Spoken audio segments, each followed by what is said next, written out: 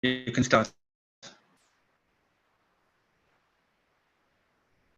Aviad, you can start.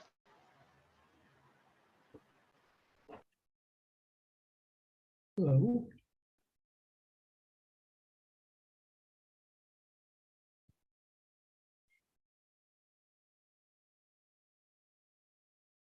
We dropped and he's right back. Okay. So I'm back.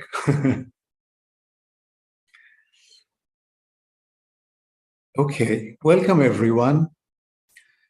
This is a very unique event as we meet our partners globally, at least a lot of them. And it's also broadcasted in a live stream. So there might be lots of people watching us and hearing us. So my name is Aviad Goz. I know everyone in this group, which is in the Zoom group. And I am the founder of N.E.W.S Navigation International. And throughout my life, professional life, I was always very interested in what stops people, teams, and organizations from fulfilling their potential and reaching what they could reach. So a little while ago, I published an article, and that article was called Stuck in the Center. And the background to that article is that I've been working and coaching recently a few people from global American corporates.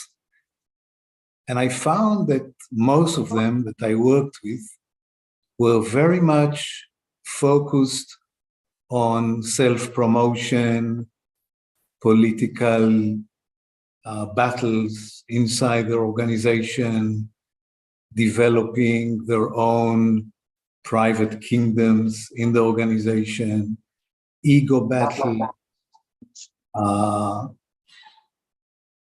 who controls who, lots of irrelevant development. And I've seen that wherever that happens, there is what I can call some measure of organizational, I would call it even sickness, and going down in performance. So really what I'm here today to do is more like a message rather than teaching, because I've seen this so often recently. And so I really want to share with you my view on that. So we are here, especially our partners, licensees, to create global impact through leadership. And I think it's today more essential than ever, because the highest impact you can get globally is through leaders. And if you manage to transform one leader, the impact can be on hundreds or thousands of people.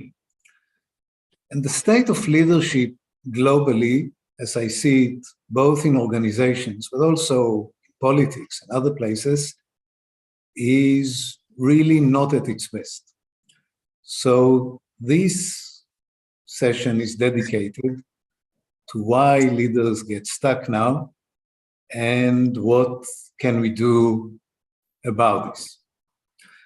So let's start with some global view of why leaders are stuck now and what can we do to help and promote. So the first thing is that if you look at the global current situation, I think what we see, and is not much spoken about or not much researched, is what I would call post-corona breaking down. and it continues. I think if you look globally, you see so many things breaking down, from mindsets to relationships to companies to structures to even religious institutions. So we as if left the corona behind us, but I think the breaking down and dissolving effect of post-corona continues. I will stop sharing for a moment and just ask the people present here, who of you experienced in the last 2 years various breaking downs of relationship, need to change your career, need to recalculate your direction, breaking down of structures? Can you just put your hand up if this happened to you, one of those? Okay. So I see lots of you, and I can share with you that personally I experienced it as well, both in relationship and in structures and companies that I'm in charge with and clients. So there is a lot of that breaking down that continues. Okay. So if we look at what's happening, and I think to look at the context, to look at the global picture is important in order to understand what's happening to leadership today. So if you look outside organizations, you see lots of chaos, breaking down of structures, disruptions, and I think you all disappeared. Wow, they disappeared. No, Aviad, you are pinned, so everybody everybody can see. Can you see me? Can you see the presentation? Hello? Yes, we can. Yes, we can. Okay. So outside organizations, we see chaos, breaking down of structures, disruptions, and a lot of unpredictability in markets and economies. That happens a lot. If we look inside companies and organizations, we see lack of engagement, a lot of employee mobility, and need to change constantly business strategies. So I'd like to ask you, what do you think that does to leaders?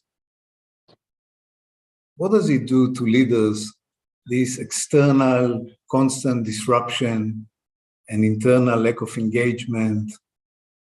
Anyone wants to say from our global team?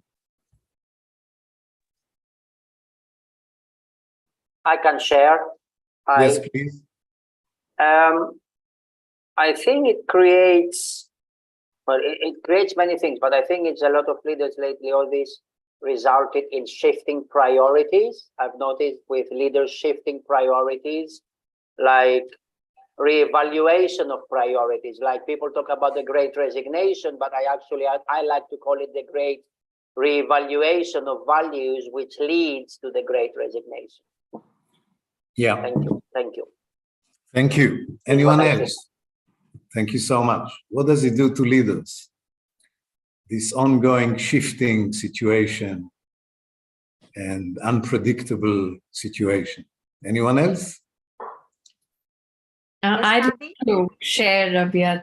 I think at least I can talk for the region that I represent, which is India. And since most of you know, the majority of talent that's leveraged from this part of the world, I think a bigger shift for most of the leaders in India has been a paradigm shift in itself.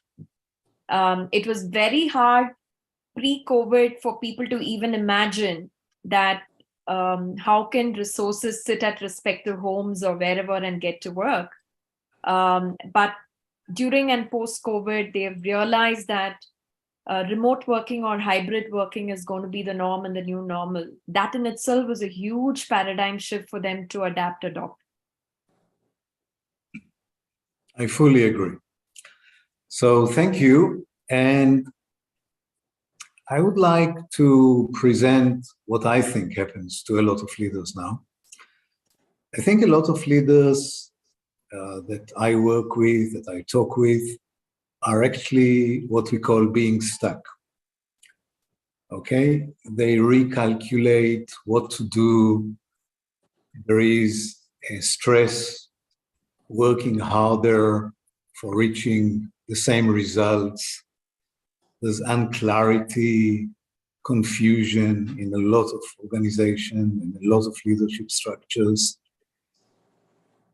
I read some articles, some studies recently. About 60% of leaders or managers say that they are not connected to the organizational strategy. About 25% plan this year to change their job and move on. 40% already did it in the last year or two. So there's a lot of this shifting and being stuck and being recalculating people's course, direction, what they do next. So a lot of people are in crossroads, a lot of leaders, and I think it impacts leadership quite dramatically. And one of the things that happens a lot is that I still see a lot of leaders using old methods that no longer work, like top-bottom dictation, like no sharing, no participation, very high pressure. And I think this is part of what is happening globally now with leaders. And this idea of being stuck is with me for many years, because for many years I did the research of how individuals, leaders, teams, and organizations get stuck. And that gave birth to the N.E.W.S compass. And the N.E.W.S compass speaks about 4 directions in which, in this case, leaders and teams can get stuck, but also 4 directions of how to evolve and move forward. So usually, historically, when a leader doesn't have a clear north, it means that they don't see a clear future. They don't see a clear direction. There's no clear vision. If they are stuck in the East, it means that they are not engaged, they are not driven, they are not motivated. If they are stuck in the West, it usually means that their planning, their execution is not working as it should. And if they are stuck in the South, it means that they are stuck in old stories, old practices, comfort zones that don't allow them to move forward. So for years, what we did, we worked with leaders to analyze and understand in which of the 4 directions they are stuck, and then help them move forward, both individually as leaders, but also for their teams and for the organizations. And we used this compass very successfully in the last 16 years, and we navigated with it, helped navigate so many leaders, so many teams, so many organizations globally in over 40 countries. And the results were outstanding. So if I look today into these 4 directions and ask myself, in these 4 directions of the compass, where are leaders stuck now at this point, in this global situation? Here are some things that I discovered speaking with lots of leaders and managers. In the North, I think a lot of people, a lot of leaders don't have future visibility. And so there's very often changes in strategy, starting from the top and very often not cascaded all the way down. And also at the top, but definitely inside the organization, this creates a lot of confusion, okay? No visibility and frequent changes in strategy. In the East, we see globally that also leaders have a phenomenon of lack of motivation, lack of engagement, resulting in a lot of burnout. In the West, in a lot of organizations that went through layoffs, cutting resources, there is too much to do with too little. Okay, there's lack of resources, and that's creates a lot of stress for a lot of leaders. Again, the amount of leaders which are stressed or report being stressed is huge. And in the South, currently we see leaders being locked into past stories and past practices, which means that no growth is really possible. So we coach leaders, we train leaders, we work with teams, we navigate teams and organizations. But I urge you, those of us who work with leaders, to look to see if the people that you work with don't have one of those current areas where they are stuck and they really need help and work to be done with them. So the type of work that we've been doing, and we still do, for leaders is the following. So if we look in the North, I think more than ever before, there's a need to work with leaders about their authentic direction of greatness. I think a lot of people woke up post-COVID to realize that the work they've been doing for years is not exactly their greatness or their mission in life. And this creates in a lot of people deep wish to move and explore where they're moving to. So I believe that our work with authentic direction of greatness is key at this time. And then, of course, to help them to choose the best path for them and for their team. In the East, the work to be done now with leaders is how to re-engage their team and create team culture together.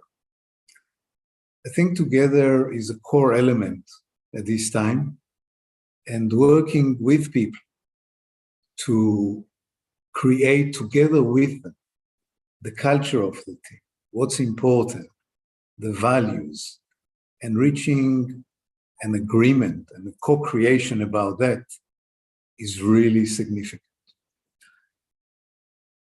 I think in the West, the navigation work now with leaders is, beside effective planning and execution, is to have some kind of accountability heartbeats. I think a lot of teams need this kind of, some of them daily, some of them weekly, accountability sessions, meetings to keep on track, even if strategy changes, even if the whole organization changes, to keep on track with what I would call accountability heartbeats. And in the South, I think a lot of the work now is to break through old stories, narratives, and limits, and to introduce new empowering. Because again, a lot of teams are confused, are discouraged. And I think the work with the leaders and with teams is how to break through these very blocking stories and narratives and to introduce much more empowering narratives and stories. And I think that's definitely a work of leadership at this time. So the results that we see wherever we do this type of work is greater clarity, greater engagement, regaining capacity, personal growth, meaning and better connection to the organization and to the team. So this is like, this navigation work is really crucial at this time for leaders in this very confusing, uncertain time. And yet, and we had amazing results, helping to create strategies. Where there were no strategies, to go bottom up and create strategies in organizations, to help teams bond together in various organizations, to bring people after layoffs and after budget cuts to re-engage and regain confidence and move forward. And yet, because we do a lot of transformation work in companies, I really feel that all this work that we've been doing, that we are still doing, still there is something missing in what leaders need now in order to move and transform. And we find that to transform organizations currently, unless the leaders themselves go through personal transformation, leadership transformation, it doesn't really work. So I'd like to pose a question here and ask you, those in the Zoom group, what do you think is the factor that is still missing in transforming people, leaders today? Beyond helping them in the north, east, west, south, any idea, anyone? What is the missing factor? What is missing in helping deeper, much deeper transformation? Please offer your views. Yes, Aaron. I believe that on this journey, many leaders have really strayed away from their authentic self. We get so caught up in achieving, obtaining, and accumulating these awards, these trophies, these different goals that are set in front of us, that we really can steer away from who we truly are as a person, as a member of society. And I think that to really start a transformation revolution, we have to go back in, really deep into the core of the individual. I think that's a very, very good point, Aaron. Thank you. I think it's part of what is deeply needed. Anyone else? Walter, I see you're ready to speak. Yes, Aviad, thank you. Definitely, the purpose have to be clear in what we want to do. And there is a very big difference between management and leadership. You need to really have passion for people, for the development of others, to create really real relationships and not transactions.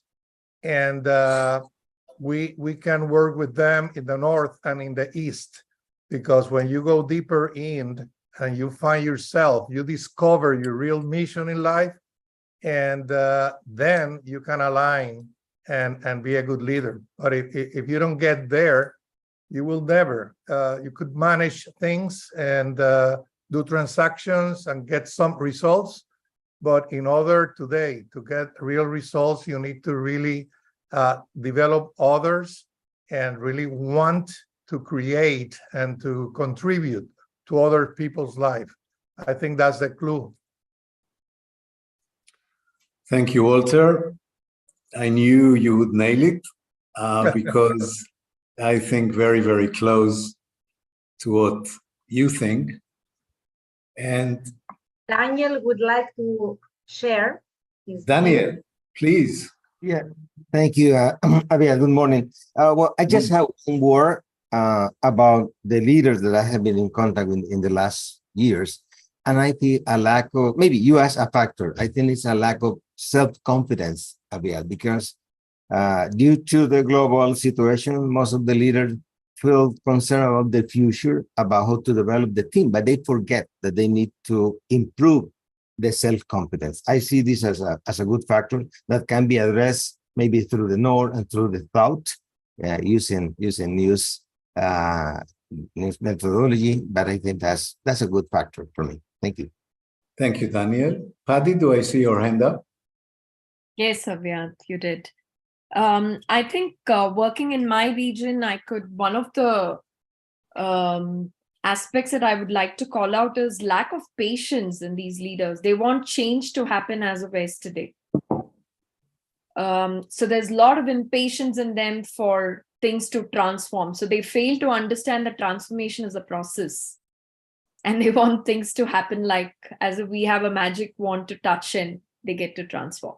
I see that as one of the critical asks when we go to organizations in terms of how soon can you bring about the change, the desired change. Yeah, great. Thank you, Paddy.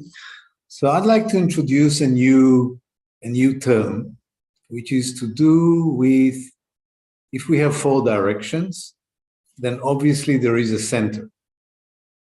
Okay? And I think the center or the core is something very important in leadership. So for me, beyond all the answers you gave, which are true, and there's a lot of need for leaders to develop themselves and to transform themselves to allow transformation around them. But I'd like to bring into the N.E.W.S system the idea of what's at the center. What's at the center of your leadership? So I'd like to ask you all for a moment to think about what is for you at the center.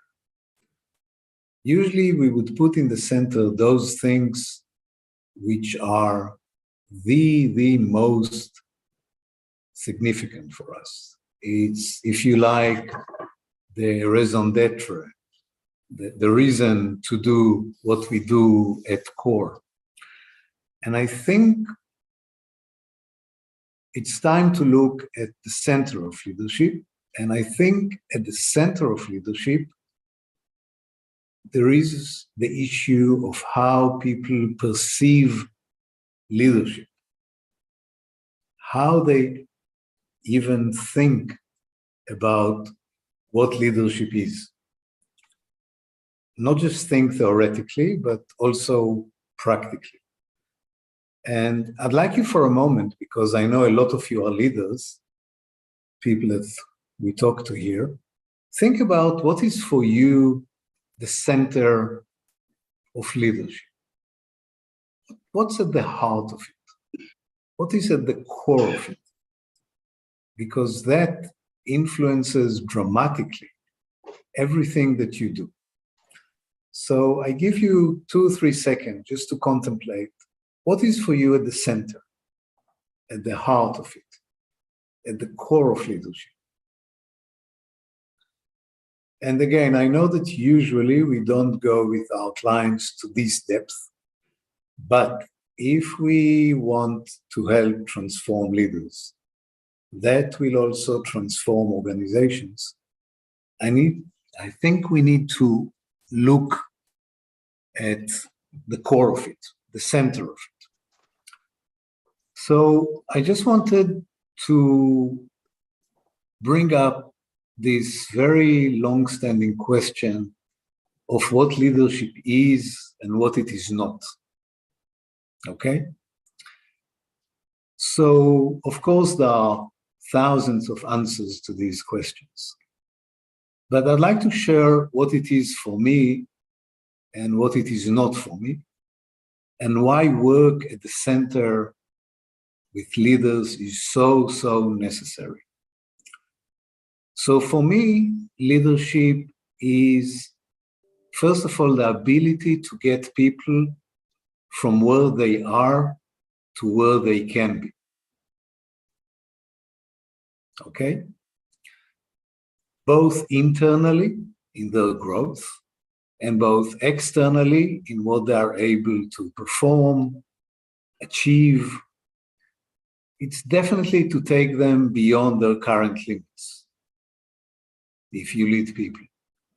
It's about influencing and empowering people to grow and develop, increase their capacity, contribution, increase their ability to create impact, to be more, to create more. That's for me at the heart of leadership. And what is for me not leadership, which is again what I've seen recently in a lot of work with leaders, leadership is not about self. It's not about self-focus, power games, forgetting what you try to lead people towards. It's not about me and my promotion only. It's not. And although it's very simple, this idea, you still find that lots of leaders are what I would say stuck in the center.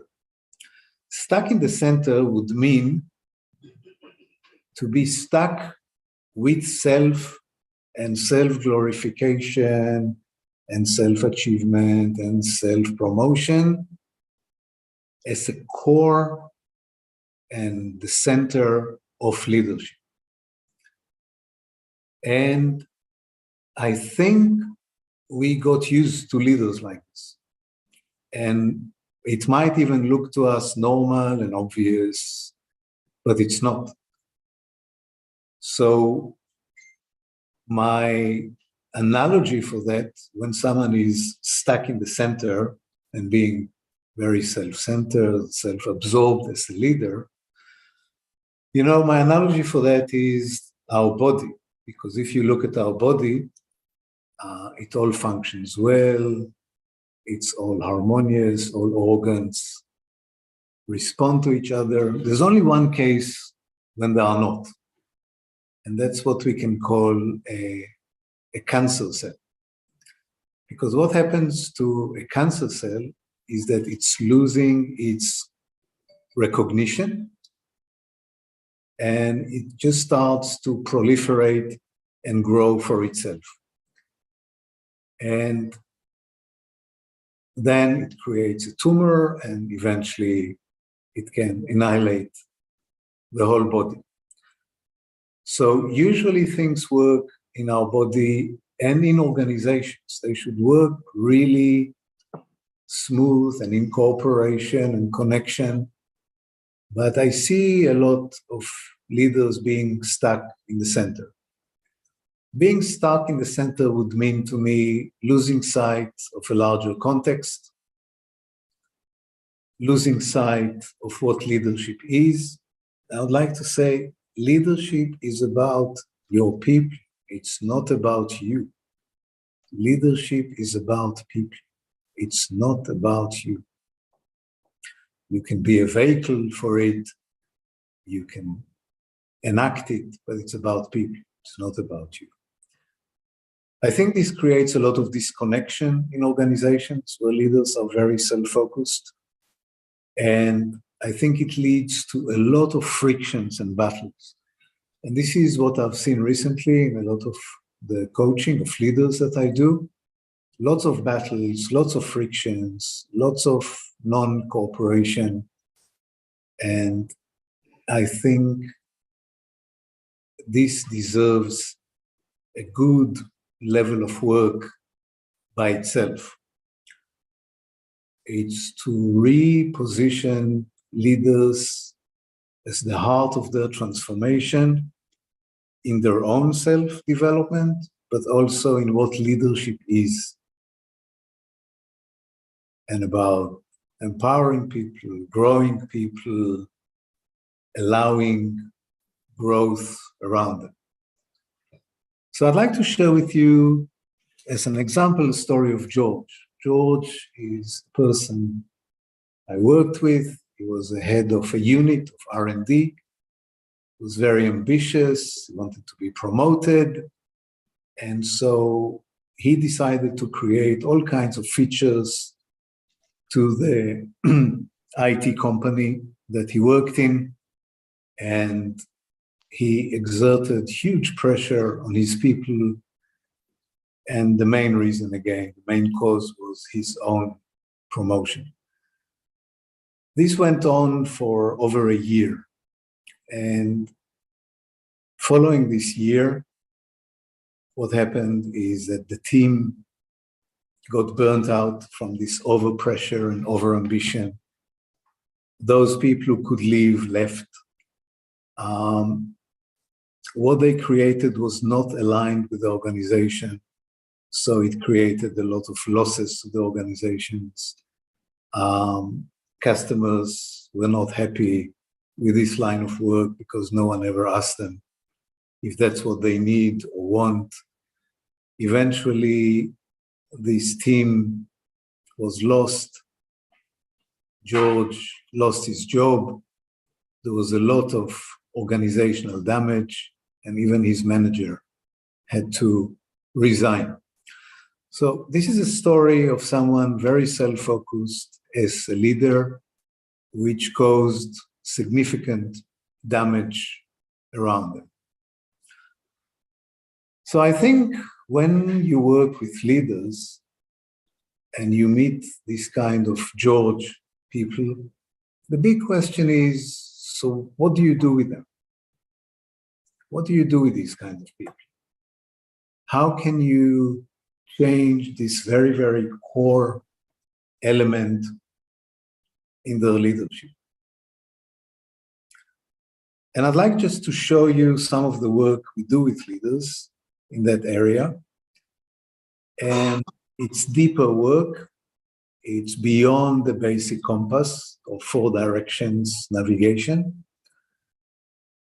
And we find that to help leaders transform, this is some type of work that we need to do with them. So one is to help them to zoom out from only self-focus. Okay? To pause and zoom out from only self-focus. Second is to help them remember the larger context of what they do. Again, I think leaders who are, I think someone needs to close their microphone. Thank you. As you can see, the word is remember, to become again a member of a larger context, of the whole organization, the whole society, the whole market. What do you actually contribute? It's to connect to greater meaning of what you do, again, beyond self-focus and self-promotion. We do a lot of work with leaders to try to understand their stakeholders' needs, because most leaders ask, what do I need? And the work we do with them is to think their various stakeholders, their team, their partners, their bosses, what do they need? And how well do we answer that need? Because this type of work really creates deeper connection and is not being stuck in the center, but the opposite, is being connected to a larger context. And I resonate with Walter a lot. I think the idea of being people growth-centric is really something we can encourage currently in the world, because a lot of leadership is still stuck not in that direction of letting people grow, empowering people, bringing people to be more of what they can be, but only in bottom line, only in self-promotion. And I think this is great work that can be done now with people. So to end this first part of this transmission, I'd like to say that when leaders are stuck in the center, a much deeper transformational work is needed. And we are here genuinely to help transform people and organizations and help growth. And I think this is another aspect beyond the compass with its 4 direction that we work with. And we do a very successful work with hundreds of organizations and thousands of leaders. I think it's time sometimes to look a bit deeper into the idea that leaders might be stuck at the center, which has dual meaning, both stuck in their self-centeredness, but stuck in the center of what leadership is for them. And I think if you look at the world, it's really time to invest in leadership, because this is where change can be, and this is, I believe, where we can assist the most. So with this, I'd like to end the first part. Thank you, Nir. This is the end of the live transmission. And now we are here with our friends. Hello, Regina and Lyra. I didn't see you before. And Leslie. Wow, great to see you. So now we are back to us, the N.E.W.S network. So first, before doing some discussion,